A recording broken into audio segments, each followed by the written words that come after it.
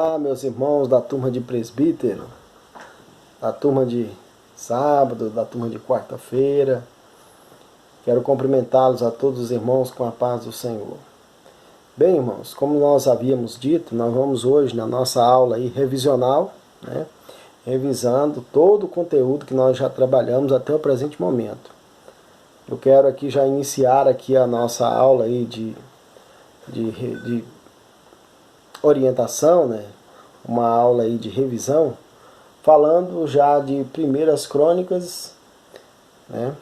E Segundas Crônicas. Foi uma das nossas primeiras aulas já, logo quando iniciamos, né, já aqui o passo para a prova de N2.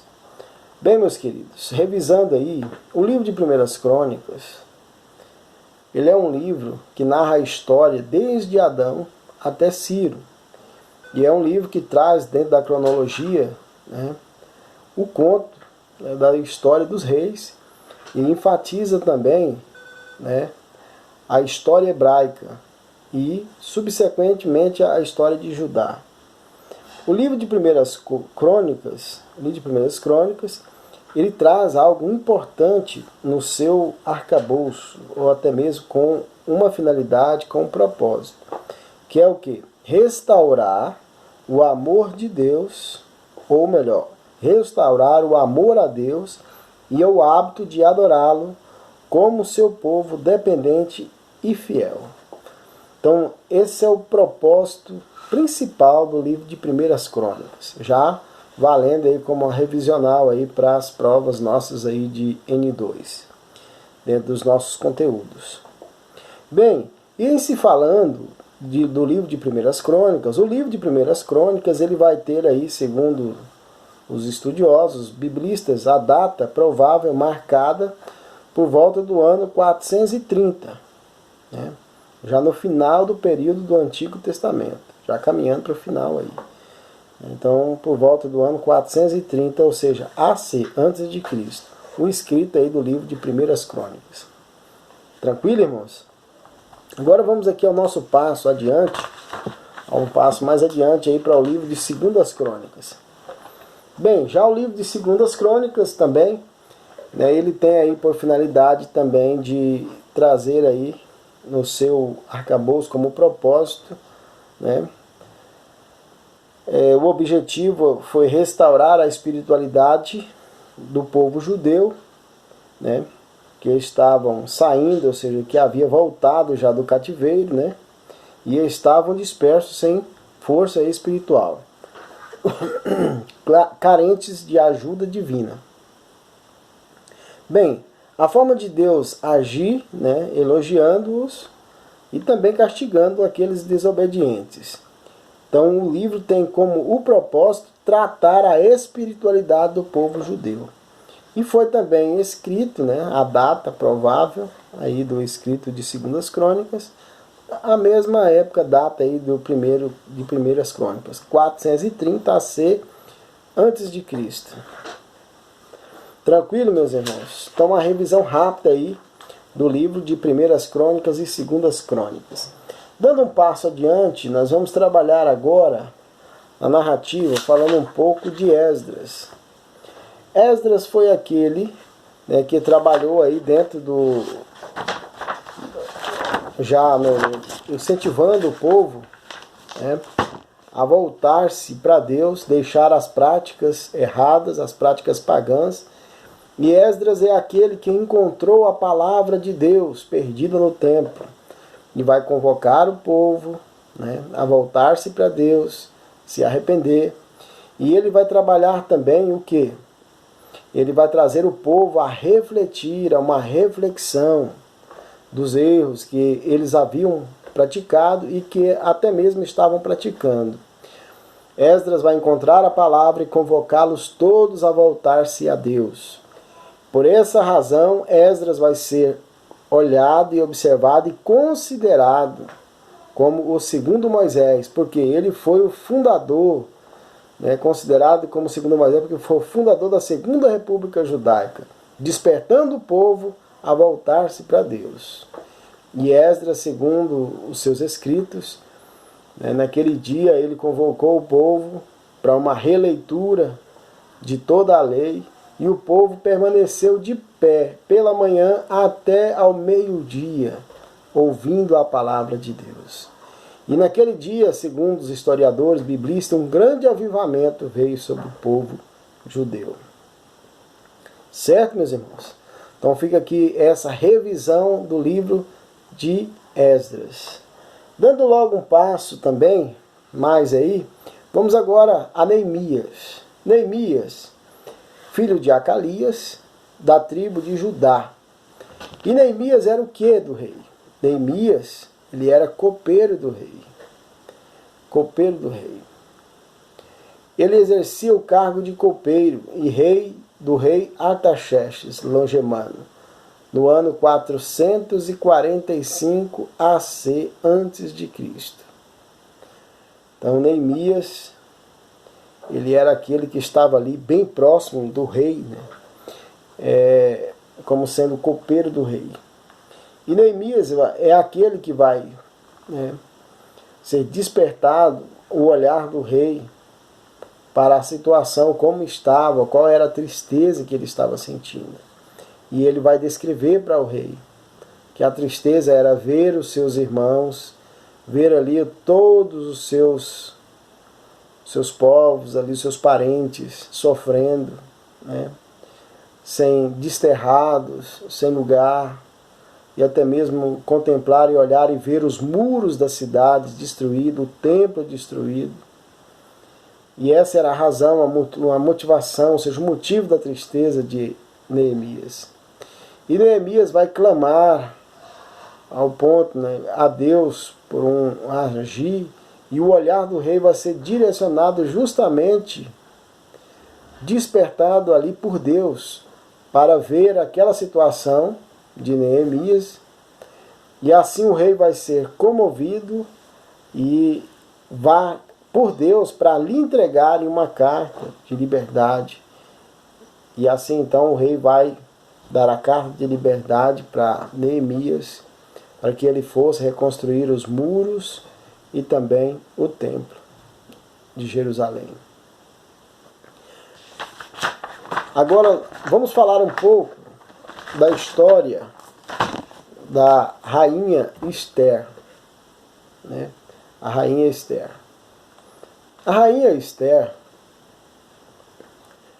cujo seu nome já traz aí o significado de estrela, porque era uma das que sobressaiu entre das meninas de Israel, como sendo uma das mais lindas e belas meninas, que foram até mesmo encantada aí aos olhos do rei, e assim a escolhida para ser a rainha. Bem, meus queridos, a rainha Esther, ela se torna rainha no ano 479, em outra versão vai dizer aí por volta de 479, 477, e a autoria do seu livro é desconhecida, não se sabe ainda autor definido. Alguns autores, como aqui está escrito no livro aqui do presbítero, que é o livro que nós estamos aí trabalhando no nosso seminário, no nosso curso, segundo o livro do presbítero, a rainha Esther, ela se tornou rainha no ano 477, ele já afirma isso, ela se tornou rainha no ano 477. Aqui nessa outra fonte de pesquisa, que eu estou aqui com ela, os autores já colocam por volta do ano 479, então nós temos essas variações aí, de acordo com as fontes de pesquisa. Bem, e o autor, como nós já havíamos dito, autor desconhecidos, mas tem muitos historiadores ou biblistas, estudiosos, já coloca aí a possibilidade, uns colocam que possivelmente foi Mardoqueu, Esdras e até mesmo Neemias. É sugerido aí esses três nomes segundo os estudiosos. Mas até então,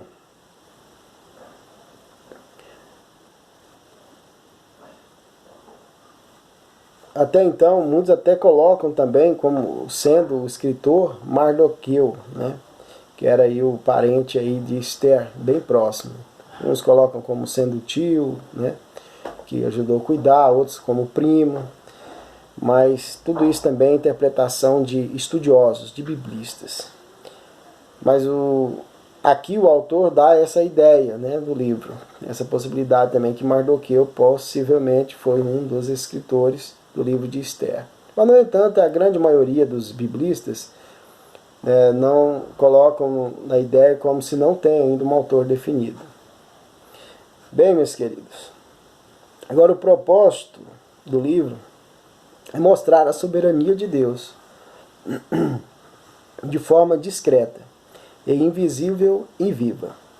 Por quê? O propósito é mostrar a soberania de Deus aí no livro de Esther.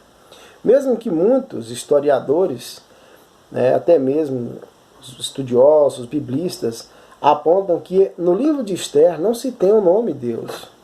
Mas, no entanto, através de todo o agir da história do livro de Esther, pode-se ver a grande mão poderosa de Deus agindo aí. Mesmo não tendo o nome Deus escrito no livro, grandes livramentos vão ser dados ao povo judeu através de um agir de Deus, de um trabalhar de Deus, trabalhando os seus meios, os termos, para dar livramento ao povo de Israel.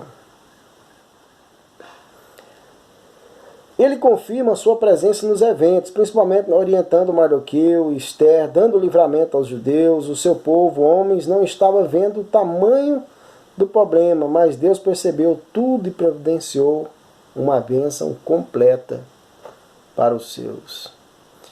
É o que a gente comentou aqui, em uma das nossas videoaulas, falando aí que num momento exato, Deus deu vitória ao seu povo.